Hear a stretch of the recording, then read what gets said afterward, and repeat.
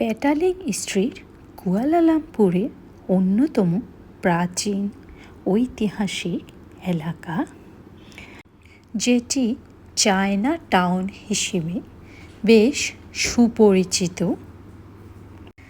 ভিডিওর শুরুতে সবাইকে জানাই শুভেচ্ছা। তো দিনটি ছিল রবিবার। তো আমরা কোনো প্ল্যান ছাড়া চলে এলাম কুয়ালালামপুরে। তো এখানে পৌঁছতে প্রায় দুপুর 2টা বেজে গেল। তো লাঞ্চের সময় হওয়াতে আমরা গাড়ি পার্ক করে চলে এলাম একটা রেস্টুরেন্টে। পাশেই ছিল পার্কিং।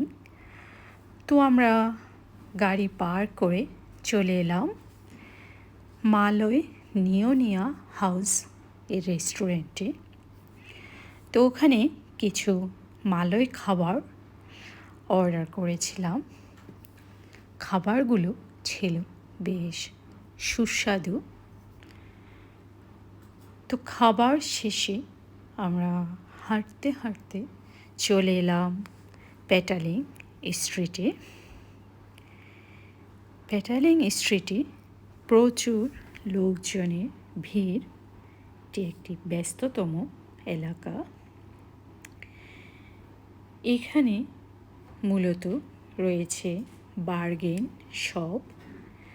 যারা বার্গেন করে কেনাকাটা করতে পছন্দ করেন তাদের জন্য বেশ দারুণ একটি জায়গা।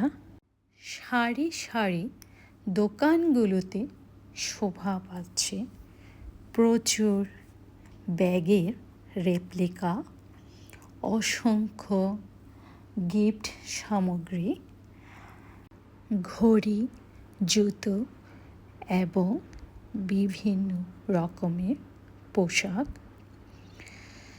তো আরও রয়েছে চাইনিজ খাবার দাবার। এটি হলো একটি খাঁটি মালয়েশিয়ান চাইনিজ খাবারের জন্য একটি জনপ্রিয় গন্তব্য। আমরা মালয়েশিয়ায় সেই 2014 থেকে আছি। এখানে ওভাবে আসা হয়নি। তো যদি আগে থেকে জানতাম এখানে রয়েছে মজাদার মালয় চাইনিজ খাবার দাবার, তবে আমরা রেস্টুরেন্টে না খেয়ে এখানে এসে খেতাম।